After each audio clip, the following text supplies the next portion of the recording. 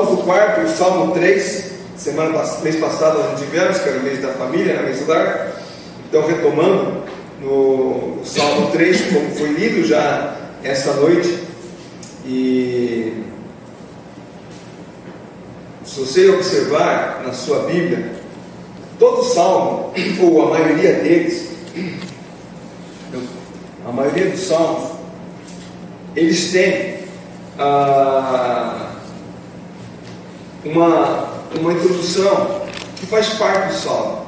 Algumas Bíblias têm, nessa Bíblia minha está assim, tem uma parte em negrito, que é um título, e depois em itálico vem algo escrito. Outras talvez não esteja em negrito, mas talvez esteja em itálico o que está escrito. Na minha Bíblia, o negrito é apenas um título que a pessoa que editou essa Bíblia, ele colocou esse título, que não é algo inspirado, mas na minha Bíblia está como confiança em Deus na adversidade. Alguns podem ter algo parecido ou a mesma coisa, mas o que eu quero dizer é que a parte da minha Bíblia em itálico, na sua também deve constar, é essa informação: Salmo de Davi quando fugia de Absalão, seu filho. Essa parte, ela faz parte do Salmo 3. Essa parte, ela informa justamente quando ele foi escrito e por quem ele foi escrito. Salmo de Davi. E esse salmo, ele se refere ao que encontramos lá em 2 Samuel capítulo 15. Vamos abrir 2 Samuel capítulo 15, versículos 13 a 22, que é justamente quando Davi está fugindo do seu filho. Então nós lemos ali no capítulo 15 de 2 Samuel, a partir do versículo 13.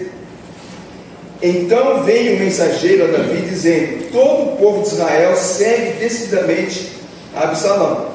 Disse, pois, Davi a todos os seus homens que estavam com ele em Jerusalém: levantai-vos e fujamos, porque não podemos salvar-nos de Absalão. Dai-vos pressa a sair, para que não nos alcance de súbito. Lance sobre nós algum mal que fira a cidade ao fim da espada. Então os homens do rei lhe disseram: eis aqui os seus servos, para tudo quanto determinar o rei nosso Senhor. Saiu o rei e todos os de sua casa o seguiram. Deixou, porém, o rei 10 concubinas para cuidarem da casa. Tendo, pois, saído o rei com todo o povo após ele, pararam na última casa. Todos os seus homens passaram ao pé dele, também toda a guarda real e todos os heteus, 600 homens que o seguiam de Gate, passaram diante do rei. Disse, pois, o rei a Itai, o geteu: por que irias também tu conosco? Volta e fica-te com quem vier a ser o rei, porque és estrangeiro e desterrado da tua pátria. Chegaste ontem e já te levaria eu hoje conosco a vaguear, quando eu mesmo não sei para onde vou? Volta, pois, e faz voltar a teus irmãos contigo, e contigo sejam misericórdia e fidelidade. Respondeu, porém, Itai ao rei: tão certo como vive o Senhor, e como vive o rei meu senhor, no lugar em que estiver o rei meu senhor, seja para a morte, seja para a vida, lá estará também teu servo. Então disse Davi a Itai: vai e passa adiante. Assim passou Itai, o geteu, e todos os seus homens, e todas as crianças que estavam com ele. Toda a terra chorava em alta voz, e todo o povo também. O rei passaram o ribeiro de Cedron, seguindo o caminho do deserto. É desse momento em que Davi compõe o Salmo 3. Eu creio que é um salmo bastante conhecido, ou pelo menos parte dele. Eu gosto muito do versículo especial aqui no Salmo 3, mas em meio à fuga, em meio à perseguição, em meio àquele momento de grande tribulação, Davi, ele teve tempo de registrar o seu sentimento em relação ao que estava acontecendo em sua vida. Veja os versículos 30 e 31 aqui de 2 Samuel. Seguiu Davi pela encosta das oliveiras, subindo e chorando. Tinha a cabeça coberta, caminhava descalço. Todo o povo que ia com ele, de cabeça coberta, subiu chorando. Então fizeram saber a Davi, dizendo: Aitofel está entre os que conspiram com Absalão. Pelo que disse Davi: Ó Senhor, peço que transtorne em loucura o conselho de Aitofel. Então Davi sai chorando naquele momento, e não apenas da perseguição, mas de quem era o perseguidor, seu próprio filho. Nós imaginamos que um rei inimigo, um povo inimigo vá perseguir o rei, mas o próprio filho. Nós sabemos por quais motivos Absalão está perseguindo Davi, mas o fato é que Davi, ele chora diante dessa situação, e ele então, ele expressa isso no Salmo 3, esses acontecimentos, que eu disse, que faz com que Davi seja perseguido pelo próprio filho, é consequência do pecado de Davi com Betseba. Natã, o profeta, já havia dito que, embora o seu pecado fosse perdoado, a consequência dele não seria perdoada. Novamente, 2 Samuel, capítulo 12, versículo 7 a 13. Então disse Natã a Davi: Tu és homem, assim diz o Senhor Deus de Israel: Eu te ungi rei sobre Israel, e eu te livrei das mãos de Saul. Deite a casa de teu senhor e as mulheres do teu senhor em teus braços, e também te dei a casa de Israel e de Judá. E se isso fora pouco, eu teria acrescentado tais e tais coisas. Por que, pois, desprezaste a palavra do Senhor, fazendo com que era mal perante ele? A Urias, o Heteu, feriste a espada, e a sua mulher tomasse por mulher, depois de o matar com a espada dos filhos de Amon. Agora, pois, não se apartará a espada jamais da tua casa, porquanto me desprezaste e tomaste a mulher de Urias, o Heteu, para ser tua mulher. Assim diz o Senhor: eis que da tua própria casa suscitarei o mal sobre ti, e tomarei tuas mulheres à tua própria vista, e as darei a teu próximo, o qual se deitará com elas em plena luz do sol, porque tu fizeste em oculto, mas eu farei isto perante todo Israel e perante o sol. Então disse Davi a Natã: Pequei contra o Senhor. Disse Natã a Davi: Também o Senhor te perdoou o pecado, e não morrerás. Mas posto que isso, versículo 14, mas posto que com isso deste motivo que blasfemassem os inimigos do Senhor, também o filho que te nasceu morrerá. Então Natã foi para casa. Então, o pecado de Davi foi perdoado, e louvado seja Deus que os nossos pecados são perdoados, mas muitas vezes as consequências do pecado não são perdoadas, elas ficam, ou não são esquecidas, as consequências. O pecado é perdoado, mas a consequência não é deixada. Pela misericórdia de Deus, muitas vezes também as consequências elas não vêm sobre nós. Mas quantas vezes uma pessoa cai em pecado, reconhece o pecado, confessa o pecado, mas vem uma consequência contra aquilo que ela fez, E é isso que aconteceu com Davi. E o pano de fundo do Salmo 3 é justamente aquilo que Natã disse: levantarei o inimigo da sua própria casa, o seu próprio filho Absalão, como nós lemos também no capítulo de 2 Samuel, no capítulo 15, nós acabamos de ler que Absalão estava seguindo ao seu pai. Ao olharmos para o Salmo 3, ele fala de que, apesar de tudo, Davi confia em Deus em meio à adversidade. Davi revela claramente quando ele escreve esse salmo, o seu coração, o seu espírito estava afligido, e ele estava sendo perseguido. mas isso não tirou dele a certeza de que Deus estaria protegendo do seu inimigo. Agora, não só Davi, mas como qualquer um de nós, é normal passarmos por perigos, o nosso ânimo variar entre temor e exultação. E Davi, ele faz isso nesse salmo.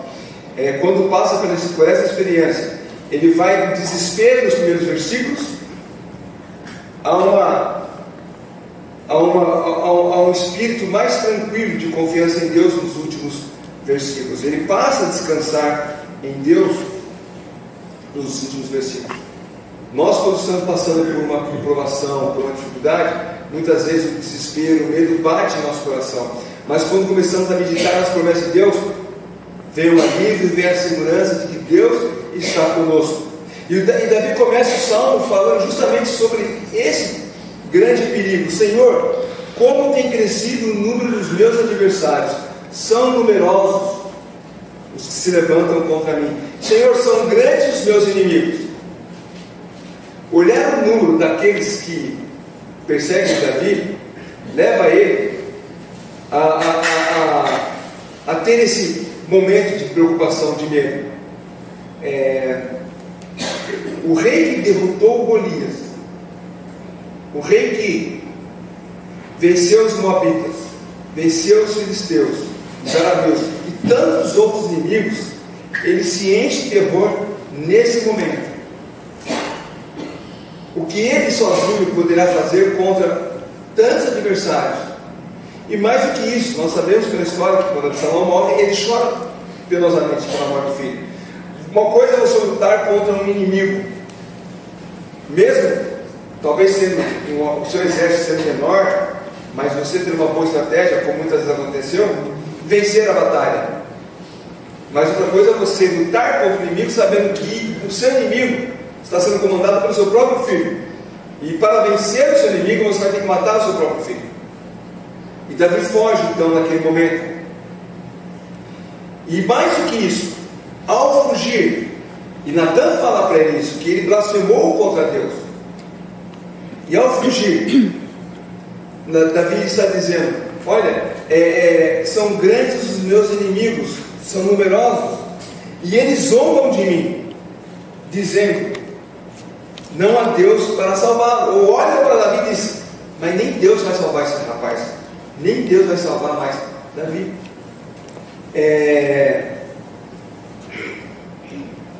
Davi não apenas está com medo naquele momento, mas ele se sente humilhado em ver que aquelas pessoas, os povos inimigos, que muitas vezes temiam não o rei Davi por ser apenas o rei Davi, mas temiam o rei Davi por ser o rei de Israel, segundo a vontade de Deus.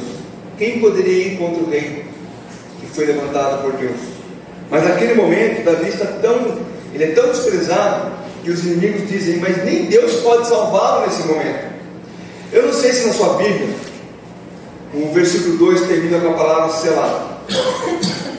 Algumas versões trazem a palavra Selá. Na minha, nessa aqui não traz a palavra Selá, mas outras versões que eu tenho em casa tem o Selá.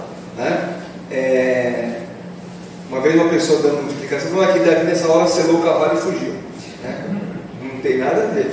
Selá ela é uma expressão que na verdade tem muitas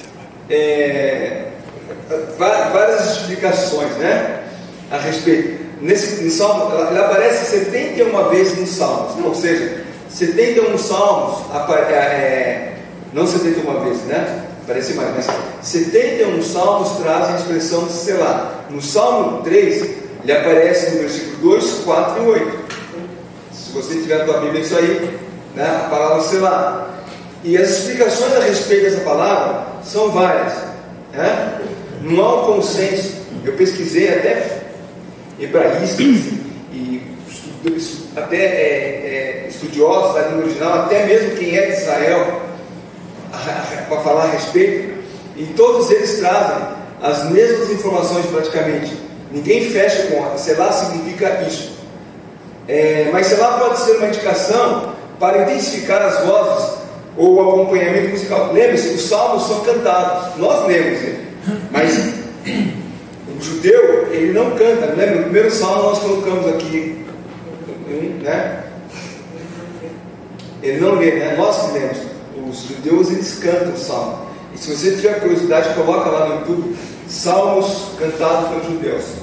É tipo uma ladainha, né? Aquele cântico assim. Então alguns dizem que quando vem a informação selá, é para que a voz seja intensificada, ou o acompanhamento musical seja intensificado nesse momento, né? Então selá seria uma observação para subir a nota. Outros dizem que pode indicar algo, uma pausa ou descanso. É como se fosse assim: leu essa parte e selá, ou seja, pare e pense sobre isso. Então, quando Davi diz: Senhor, como tem crescido o número dos meus adversários, são numerosos que se levantam contra mim, são muitos que dizem de mim: não há em Deus salvação para ele. Pare um pouco e pense a respeito disso. É o que alguns dizem que a palavra selá tem como significado. Na Septuaginta, tradução da palavra de Deus, traduz como diapsalmos, que significa tocar mais alto ou forte, mais provavelmente escrevendo um interlúdio instrumental. Algumas outras explicações que se referem à repetição como um capto, né, ou indicação final de uma estrofe, ou se curvar em sinal de reverência e respeito. Então as pessoas se curvariam ali. E então assim, essa palavrinha só. Eu gosto muito de ser uma pausa, né? Que seria uma pausa, um momento de pausa na música, né? Mas o importante é saber que essa parte, né, que na minha Bíblia não está, faz parte da composição do salmo, né? Ele coloca lá, e quando é musicado, está lá escrito, né, para que quem está cantando saiba qual é a informação que deve ser dada. Então, o Davi ele coloca logo de imediato essa preocupação dele do número dos seus inimigos que estão contra ele. Mas logo no versículo 3, o salmo adquire um outro tom. Davi começa dizendo: porém tu, Senhor, és o meu escudo. É como se Davi ele desviasse os olhos dos inimigos. Senhor, quão grandes são os meus inimigos, mas tu, Senhor. Davi está olhando agora para o seu Deus. Davi está olhando para aquele que realmente pode cuidar dele. A perspectiva muda completamente. E aqui nós aprendemos uma lição. E muitas pessoas usam isso, né? O seu pecado, o seu problema é grande demais enquanto você estiver olhando para ele. Mas quando você estiver olhando para Deus, ele se torna o tamanho exato que ele é. Quase nada. E Davi então, ele olha para Deus e fala: mas meu escudo é Deus. Senhor, tu és o meu escudo. O Senhor é a fonte de proteção. O Senhor é aquele que me guarda. Ele diz, né? Essa é a minha glória, e exalta ou levanta a minha cabeça, né? Senhor, eu olho para ti. Eu conheço as promessas que o Senhor tem para mim. E eu posso perceber claramente que o que está acontecendo é fruto do pecado. Mas existe uma promessa que o Senhor fez a respeito do meu trono. E eu sei que o Senhor irá me proteger. O Senhor é o meu escudo, a fonte de glória que faz com que eu ergue a cabeça. Davi sabia das promessas de Deus. Ele sabia que foi escolhido para governar. Lá em 1 Samuel capítulo 16, versículo 12 e 13, não mandou chamá-lo e fê-lo entrar. Ele era ruivo, de belos olhos e boa aparência. Disse o Senhor: levanta-te e unge-o, pois este é ele. Tomou Samuel o chifre do azeite e o ungiu no meio de seus irmãos. E daquele dia em diante o Espírito do Senhor se apossou de Davi. Então Samuel se levantou e foi para Ramá. Então, ele foi escolhido, ele foi ungido. E outra coisa, o seu reinado terminaria em paz, não em derrota. Essa é uma outra promessa feita lá em 2 Samuel, capítulo 7, versículo 11. Desde o dia em que mandei houvesse juízo sobre o meu povo, Israel, dar-te-ei, porém, descanso de todos os teus inimigos. Também o Senhor te faz saber que Ele, o Senhor, te fará casa. Então é a aliança de Deus com Davi, dizendo que ele teria descanso nos seus dias. Não seria naquele momento que Davi iria perder a vida, ele ia perder o seu trono, que ele iria morrer. Davi entendeu que Absalão e todos os seus conspiradores não tinham força suficiente para frustrar os planos de Deus. Mas a questão não era apenas a sobrevivência de um homem, mas o cumprimento do plano do Senhor. E outra coisa que nós podemos aprender aqui: o fato de Deus ter prometido para Davi um reino, um final de reino de descanso e paz, não significaria que ele não teria problemas, e que não teria que batalhar, que não teria que lutar. O inimigo vem contra mim, sem problema algum. Deus prometeu que o meu reino seria, que eu morreria em paz, em descanso, então pode vir sobre mim. Não, Davi teve que lutar, Davi teve que fugir. Quantas vezes nós achamos que, por sermos salvos, é só cruzar os braços e esperar a eternidade? Temos que lutar dia a dia, batalhas espirituais contra o diabo que nos ataca diariamente. Enfrentamos, né? E o fato de que Deus nos prometeu a eternidade, Deus não falou: olha, você tem a eternidade, se você crê em mim, se você crê na obra do meu Filho Jesus Cristo, você tem a vida eterna. E aí, um mar de rosas se abrirá sobre o seu caminho, e você não terá problema algum durante o resto da sua vida. Ai, como seria bom se assim fosse, né? Aceita Jesus e você nunca mais vai ter problema. Esse é o Evangelho Tabajara, tá? Seus problemas terminaram. Lembra? Pedro não sabe quem é Tabajara, né? Tainá então não tem ideia. Lembra dos produtos Tabajara? Seus problemas terminaram. É o Evangelho Tabajara. Aceita Jesus Cristo e seus problemas terminaram. E você sai todo feliz de um culto onde você se converteu, e logo de cara você é assaltado.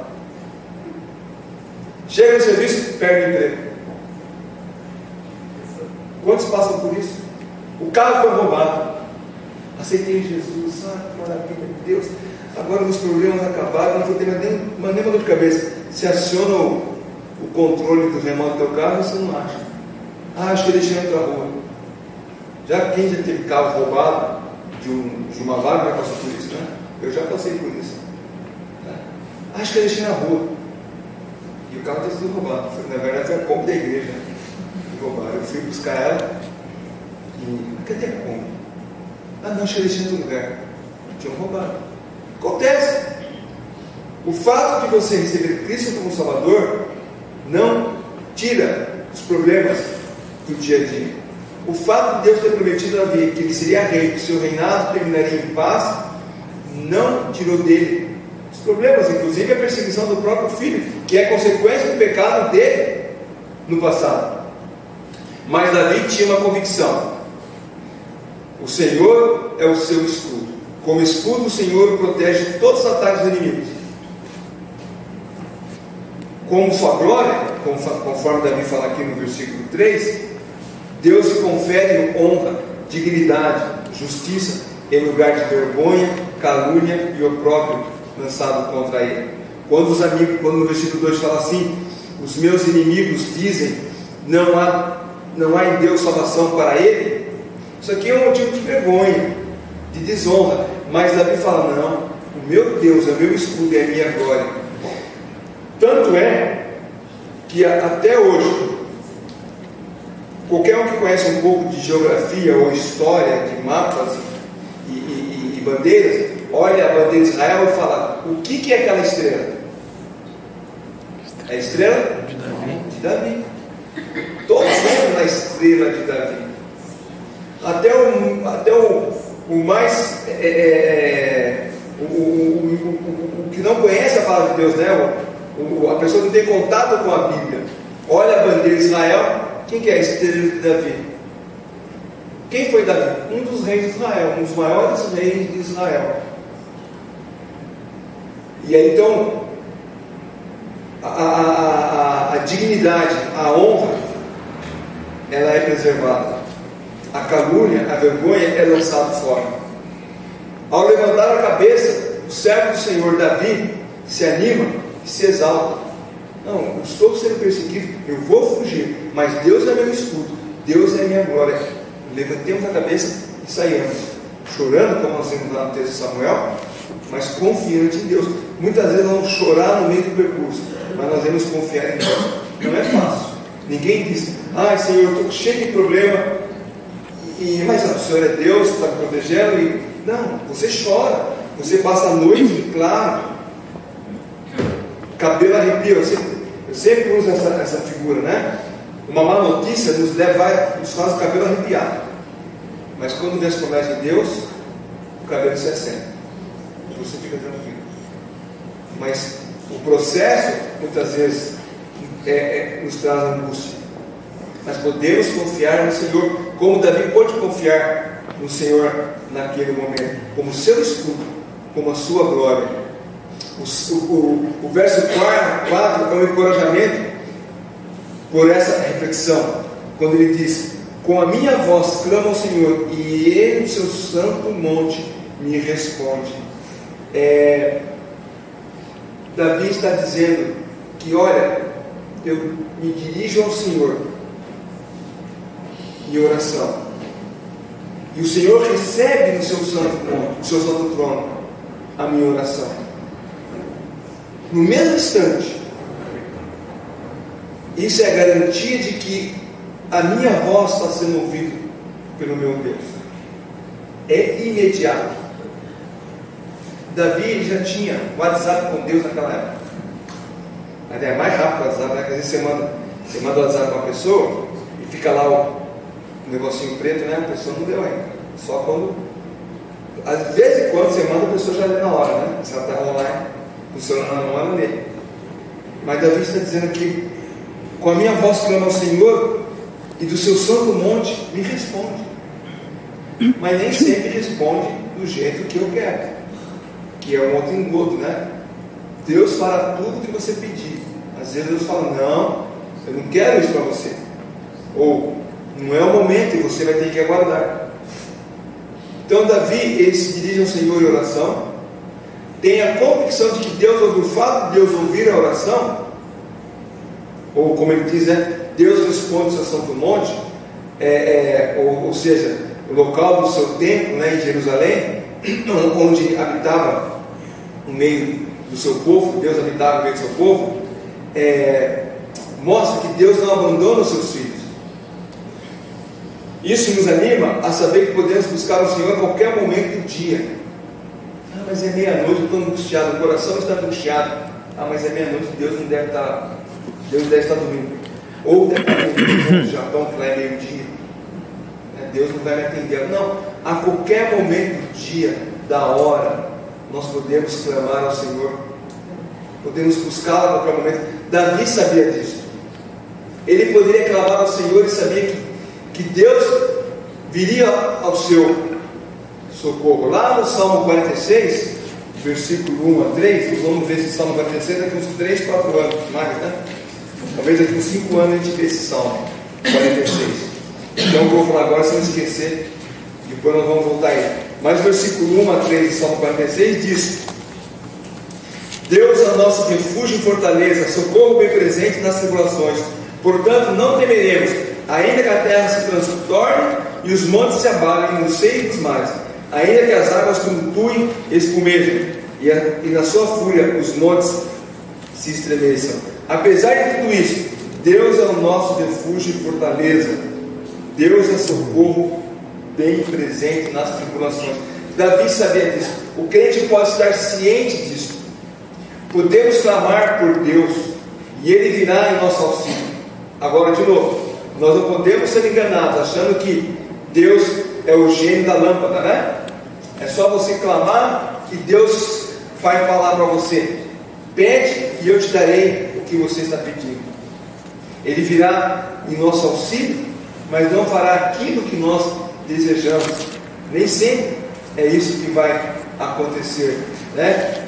Ele ouvirá os nossos pedidos, mas não realizará conforme a nossa vontade, sim, conforme a vontade dele, como fomos ensinados na oração que o Senhor Jesus nos ensinou, né? Seja feita a sua vontade, não a nossa vontade. É lógico, a nossa vontade é que o nosso emprego seja mantido, que a nossa saúde seja sempre boa, que os nossos filhos cresçam com saúde, a nossa vontade é que a nossa casa seja guardada enquanto estamos fora. Mas quantas vezes isso não acontece? Quantas vezes chega em casa e ela foi arrombada, roubaram, né? Entraram nela e roubaram os seus pertences. Mas Senhor, eu orei ao Senhor para que o Senhor guardasse a nossa casa. Mas Deus, na sua soberana vontade, falou: não, nesse momento eu quero que a tua casa seja roubada. E você vai aprender alguma coisa com isso, com certeza. Então, estamos cientes de que Deus ouve a oração, mas responde conforme a sua vontade. O nosso alento não é ver Deus fazendo o que nós desejamos, mas saber que Ele ouve as nossas orações e responde conforme a sua vontade. E por isso Davi podia descansar à noite. Eu sei que Deus ouviu a minha oração, e eu sei que a vontade dele será feita, e podemos descansar. É o que ele diz no 5º versículo, e esse é o versículo que muitas vezes eu oro ele à noite: deito e pego no sono, acordo porque o Senhor me sustenta. Geralmente eu oro, eu leio esse versículo quando estou sem sono, perco o sono, do nada acordo, não consigo mais dormir, e eu penso: deito, não é nem por uma preocupação em si, não é por nada, não, eu perdi o sono mesmo. Então eu começo a lembrar desse versículo: deito e logo pego no sono. Davi pôde falar isso porque naquele momento ele se sentiu tranquilo. O Senhor ouve do seu monte, do seu santo monte. Então eu posso deitar e descansar. Muitas vezes também nós vamos deitar preocupados com alguma coisa, oramos a Deus, colocamos diante dele a nossa necessidade, e eu vou deitar descansando tranquilamente, sabendo que Deus cuida de mim, assim como Deus cuida de você. E Davi então expõe sua tranquilidade pelo fato de que, mesmo em meio à perseguição, Deus o protegeria. O sono tranquilo é uma dádiva de Deus para aqueles que confiam nele em meio às circunstâncias mais desoladoras da vida. Nós podemos descansar nas promessas de Deus, e por isso podemos dormir tranquilamente. E Davi então ele pode dizer: olha, eu vou deitar, eu vou pegar no sono, porque o Senhor me sustenta. Eu vou acordar de manhã, eu vou repousar depois de uma noite de repouso. Eu vou despertar consciente que o Senhor acalmou os meus nervos, o meu medo, os meus pressentimentos. Agora tenho coragem para encarar os inimigos sem receio, mesmo que se encontre por milhares dele em minha frente. Tem um ditado que diz que nada melhor que uma noite entre 2 dias, né? Eu lembro, semana passada eu queria falar na escola dominical, eu confundi, eu lembrei, tá? Farinha pouca, meu pirão primeiro, tá?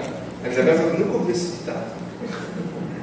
Farinha pouca, meu pirão primeiro, ou seja, egoísmo, né? E a outra diz que nada melhor que entre 2 dias uma noite de descanso, né? É mais ou menos isso.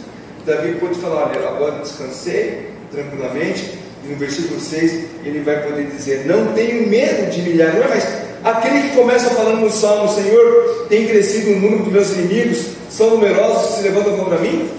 Agora ele pode dizer: não tenho medo de milhares do povo que se tomam posição contra mim, de todos os lados. O que aconteceu com Davi? Que que do momento de espanto, do número de inimigos que vinham contra ele, ele pode dizer agora, não tenho medo, vem pela esquerda, pela direita, pela frente, por trás, e não temerei mais esse medo. Por quê? Porque ele confiou em Deus, ele descansou em Deus, ele colocou a sua preocupação nas mãos de Deus. Essas palavras lembram muito a declaração que o apóstolo Paulo diz lá em Romanos 8:31, quem diremos, pois, diante dessas coisas? Se Deus é por nós, quem será contra nós? Ou seja, apesar de todas as aflições, o salmista sabia que o Senhor é por ele. Apesar de todos os problemas, nós podemos saber, Deus é por nós, e nada poderá nos separar do amor de Deus, nem mesmo, como fala, a morte. De novo, o fato de que nós estamos passando por provação e que Deus ouve as nossas orações, não significa que os nossos problemas serão tirados. Deus tirará os problemas da frente, mas podemos descansar, porque nem mesmo a morte pode separar do amor de Deus, porque quando a morte vem, ela nos coloca diante de Deus que nos ama. Eu sempre esqueço o nome do filósofo que falou isso, mas ele até mencionei já isso para os irmãos uma vez. Acho que no tempo presente também mencionei. A morte não existe, porque enquanto eu estou vivo ela não me pega, quando ela vem eu já não existo. Eu fui um filósofo. Agora nós como crentes, a morte não existe, porque enquanto estou vivo eu estou sendo guardado por Deus, e quando ela vem eu estou na presença de Deus. O que é a morte para nós? Não é nada. Então a confiança de Davi em Deus deve ser a nossa confiança, não uma confiança teórica, mas uma confiança de experiência, experimental. Alguém dizer que confia em Deus é uma coisa, viver como quem confia em Deus é completamente diferente. O salmista ele mostra que a sua declaração de confiança de Deus não é uma declaração vazia, superficial, como muitas vezes a gente ouve por aí as pessoas dizerem, Deus é maior, Deus é isso, Deus é grande. Na hora do perrengue ela foge, ela procura em outros lugares, até declara, eu confiei em Deus, mas ele me decepcionou, por isso eu não quero saber mais de Deus. Pelo contrário, o que norteava a vida de Davi, o que deve nortear a vida de todo crente, é que apesar das dificuldades enfrentadas, eu continuo confiando em Deus. Por isso ele diz, deito-me e pego no sono, acordo porque o Senhor me sustenta. Apesar das tribulações, eu confiarei sempre em Deus. Quem disse que para você, ou por que você acha que só você passa por problemas? Todos nós passamos em determinado momento da vida por problemas. A questão é, no problema, eu vou estar me segurando em Deus, ou eu vou estar murmurando e questionando Deus, como se Deus tivesse a obrigação de me proteger, como numa redoma de vida, em que nada vai me atingir. Então, estou protegido, estou guardado, e aí então eu vou chegar no céu sem nenhum problema. Vou morrer como Moisés, como nós vimos hoje de manhã, os olhos ainda bons e o corpo sadio, Moisés, lá no texto que nós lemos do Pedro, lembra nós Deuteronômio, fala, os seus olhos não escureceram, o seu físico não se abateu. São poucos que chegam nesse ponto, estarem bem, e lá 95, 100 anos, enxergando bem, sem óculos, ainda fazendo serviço físico, e deitou e morreu. São poucos, a maioria passa por problemas de saúde, cirurgias, tratamentos de saúde, preocupações, mas quem disse que nós iremos passar? A questão é, nós iremos passar isso reclamando de Deus ou confiando em Deus? Questionando Deus ou confiando na sua soberania? Por isso Davi pode dizer, deito-me e pego no sono, acordo porque o Senhor me sustenta. Isso não significa, porém, que não é mais necessário orar. Pelo contrário, eu deito e pego no sono, eu sei que Deus me sustenta, e diariamente eu oro a Ele a respeito do assunto, porque a graça de Deus que me sustentou durante esse dia, durante a noite, ela se renova, como a palavra de Deus diz, E eu venho buscar essa graça todos os dias. Quando você acorda orando e ora a Deus, Senhor, guarda e protege esse dia de todo mal e todo perigo. No outro dia você acorda e faz essa mesma oração. Quando você viaja, Senhor, guarda e protege a nossa viagem, proteja a estrada, conduza-nos com segurança. Aí daqui passou uns 4, 5 meses você viaja, eu já leio isso na outra viagem, você ora de novo. Porque você está sempre procurando diante de Deus a sua necessidade. E descansa nela, sabendo que Deus está contigo. A vida cristã não é uma vida passiva. Ela é ativa. Diariamente, né? Nós olhamos para o livramento do passado e confiamos que Deus vai nos livrar no presente e vai nos livrar no futuro. Então, a nossa oração diante de Deus, ela se renova nesses momentos. Eu já orei uma vez, pedi que Deus protegesse a minha vida, para que eu vou orar de novo? Está que nem aquele homem casado há 60 anos e a mulher falou assim para ele, 60 anos de casado: você nunca disse que me ama. Eu falei: lógico que eu disse, no dia que nós casamos. Precisava falar de novo? Esse cara é bombado, né? É bom renovar a declaração de amor. É bom renovar a nossa dependência do Senhor. Confiar nele diariamente. Como Lamentações 3:22 fala que as misericórdias do Senhor se renovam a cada dia, a nossa confiança em Deus também se renova a cada dia. Não podemos apenas olhar para trás e saber que Deus me protegeu no passado, Ele vai me proteger no futuro. É lógico, é verdade. Nós nos colocamos isso diante dele, né? Senhor, assim como o Senhor conduziu no passado, me conduz no presente. E o que eu vou passar para o futuro, esteja indo adiante. Eu clamo por essa bênção na minha vida todos os dias. Foi isso que Davi fez. Ele se dirige ao Senhor em busca de livramento contínuo, e ele crê que esse livramento esse livramento que Deus trouxe para ele, né, fará com que os seus inimigos sejam feridos. Para Davi, Deus é o único que pode livrá-lo. A salvação não pertence a mais ninguém, apenas e somente ao Senhor. O livramento de Davi é a salvação, e a salvação dele e do povo de Deus depende do próprio Deus. E Davi, ele não duvida disso. Por isso que ele fala no versículo 7: levanta-te, Senhor, salva-me, Deus meu, pois feres nos queixos a todos os meus inimigos, e os ímpios quebras os dentes. Ou seja, Senhor, vá adiante, destrói os meus inimigos, derruba cada um deles, porque daí sim, Senhor, eu vou poder dizer com certeza, versículo 8: do Senhor é a salvação, e sobre o teu povo a tua bênção. Então Davi, sem duvidar, ele afirma: do Senhor é a salvação, é Deus que me salva, é Deus que me guarda, sobre todo o povo a tua bênção. Davi entendeu que os muitos inimigos, os muitos líderes arrogantes que negam a Deus e zombam de Deus por causa dele, seriam destruídos. A segurança de uma nação não dependeria tanto do exército de Davi, nem da sofisticação tecnológica, do armamento de guerra, mas de Deus, porque Deus exerce domínio sobre todas as nações. Daniel fala isso lá em Daniel capítulo 4, versículo 32. Serás expulso dentre os homens, a tua morada será com os animais do campo, e far-te-ão comer ervas como os bois, e passar-se-ão 7 tempos por cima de ti, até que aprendas que o Altíssimo tem domínio sobre o reino dos homens e os dá a quem Ele quer.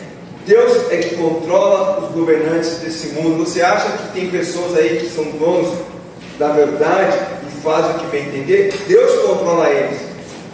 Sofremos muitas vezes por desmando de governos, sofremos, mas Deus está no controle.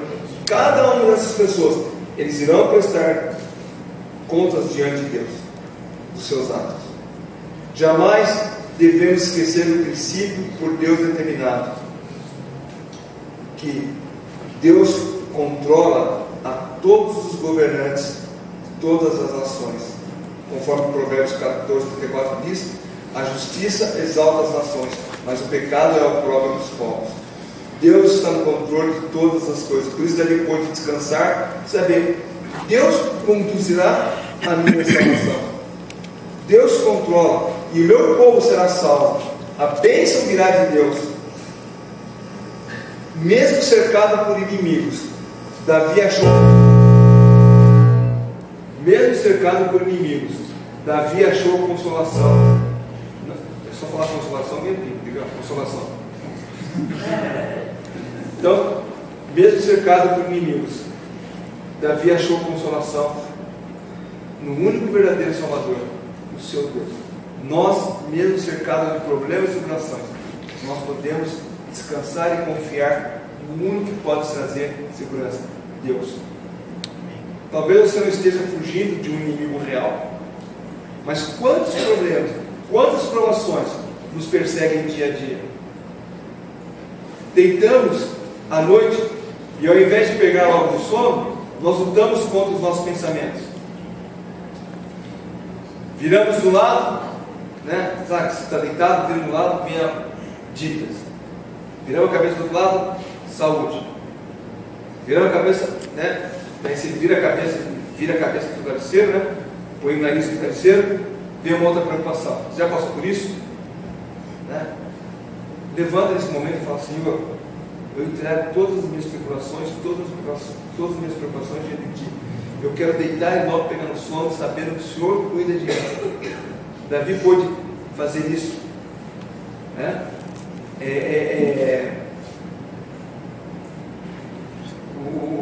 Podemos descansar. Pedro fala lá em 1 Pedro 5,7, né? Nós devemos lançar sobre Deus as nossas ansiedades, porque Ele tem cuidado de nós. Muitas vezes nós somos teimosos e queremos segurar com as próprias mãos as nossas preocupações. Senhor, eu não posso fazer mais nada, está em tuas mãos, cuida de mim. Eu quero deitar e pegar no sono, porque eu lanço diante de Ti as minhas ansiedades. Lembre-se, na provação existe um limite que nós podemos fazer. Eu estou desempregado. Qual é o meu limite? Para emprego. O máximo que eu posso fazer é para emprego. Esse é o meu limite.